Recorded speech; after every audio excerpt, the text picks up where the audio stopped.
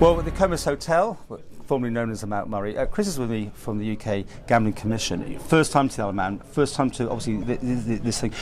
I'm intrigued because what brings you here? You know, what's your position in this world of gambling now? Sure. So I work for the UK regulator, and the things that I'll be talking to the delegates here today about are specifically raising standards together. So how we can get the industry, the regulator, government, and other stakeholders to work together to raise standards to improve outcomes for consumers. The Isle of Man says it's well regulated, is it?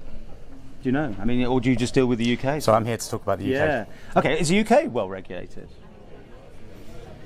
Well, of course I think so, because I work for the gambling regulator. Yeah, the gambling regulator. But some of the things we're looking at will tighten the regulation even more. And it's always these people that get into trouble. You know, Gambleware, for instance, is here, and those sort of companies, organisations, shall I say. Gambling, big part of the UK economy now? Relatively small part of the overall GB economy, but still a very important subject at the moment. So one of the things that I'll focus on in my speech today is the large number of problem gamblers that we have in GB, and actually the fact that we at the Gambling Commission don't think that the fact that the numbers seem to have come down recently by a relatively small amount is good enough, and that there's much more to do to reduce the harm from gambling. And there was, I mean, in pubs they had the machines that were paying out a lot of money. That's come down. Does that come under your regulation? That's not within our regulation. It doesn't, though. But it's interesting, though, that there is that sort of, again, just people go and put money in, they don't realise how much they're doing, and it's spend. So there's always got to be that sort of safety net, I suppose, yes?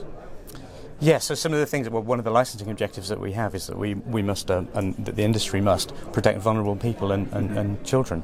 And so, of course, there are things that we've put in place to put in place in terms of a safety net. Yeah. So what else are you going to say in your speech today? So I'll be covering some of the things that operators, that other stakeholders, and that we'll put in place in order to ask operators and others to kind of think outside of the box, really, in terms of finding solutions to some of these problems. So, thinking in the same way about the same problem with the same people using the same methods isn't really going to give you a massively different answer. And our challenge to industry today is think differently, because we need you to innovate.